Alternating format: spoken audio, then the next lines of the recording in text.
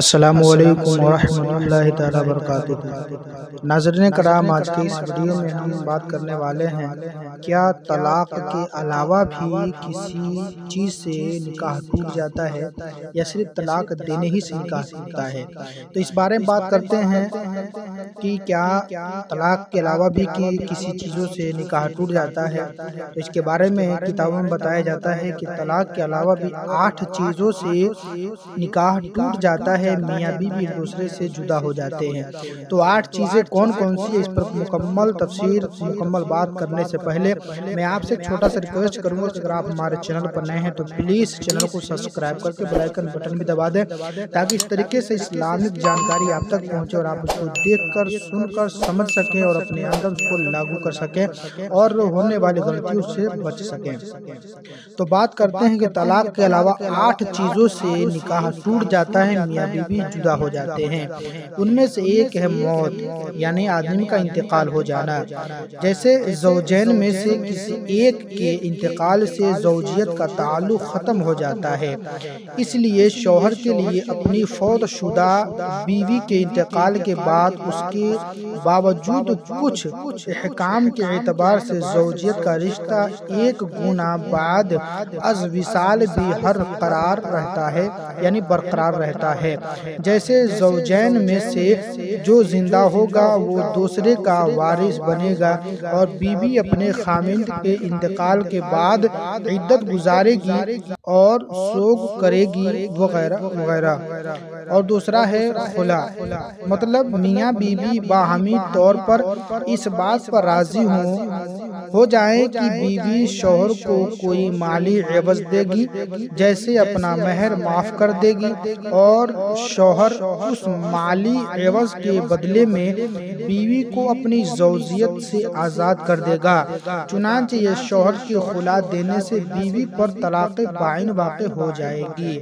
اور تیسرا ہے ایلا، ایلا بمعنی یعنی شوہر اپنی بیوی سے 4 ماہ ہم بستری نہ کرنے پر قسم کھائے، اس کے بعد اگر شوہر 4 ماہ کے اندر اپنی بیوی سے ہم بستری کرے گا تو قسم کا کفارہ لازم آئے گا اور اس صورت میں میاں بیوی کا نکاح برقرار رہے گا۔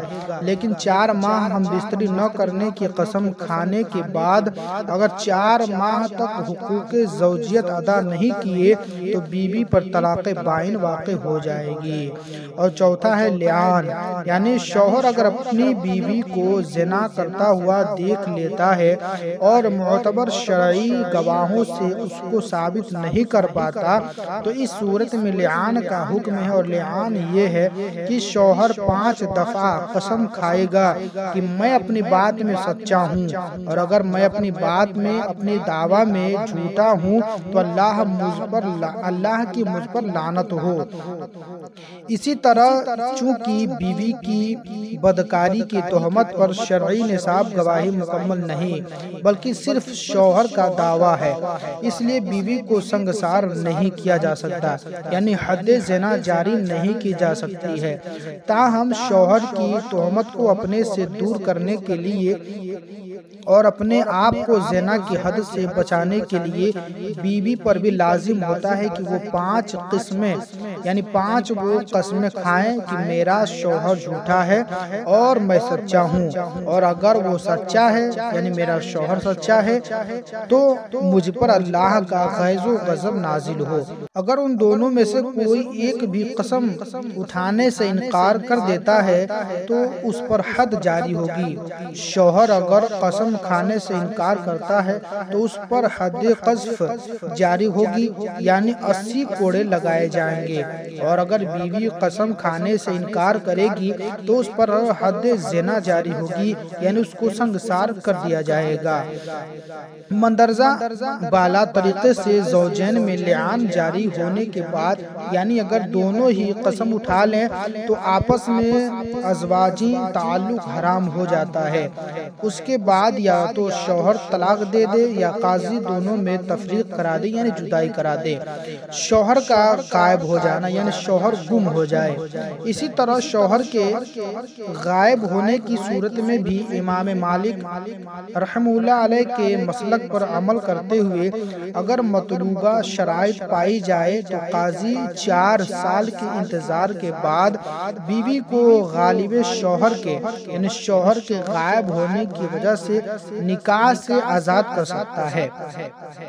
اور 7واں یہ ہے کہ ارتداد یعنی دین اسلام سے پھر جانا، مرتد ہو جانا، کافر ہو جانا۔ زوجین میں سے اگر کوئی بھی دین اسلام چھوڑ دے گا معاذ اللہ تو دونوں کا نکاح ختم ہو کر دونوں میں علیحدگی واقع ہو جاتی ہے۔ اور 8واں یہ ہے کہ نکاح کے بعد رضاعت کا یقینی علم ہونا۔ اگر معتبر گواہوں کی گواہی سے یہ ثابت ہو جائے کہ میاں بیوی دونوں آپس میں رضاعی بہن بھائی ہیں تو قاضی دونوں میں تفریق کر دے۔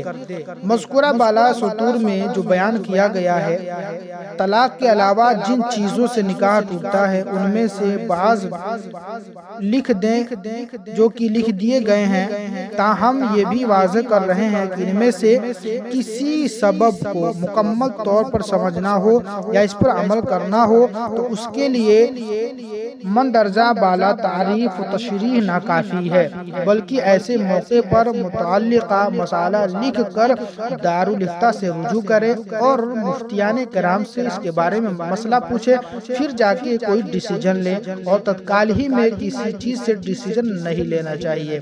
تو آج کا یہ ویڈیو یہیں تک ہے، نیکسٹ ویڈیو میں پھر ہم ملتے ہیں۔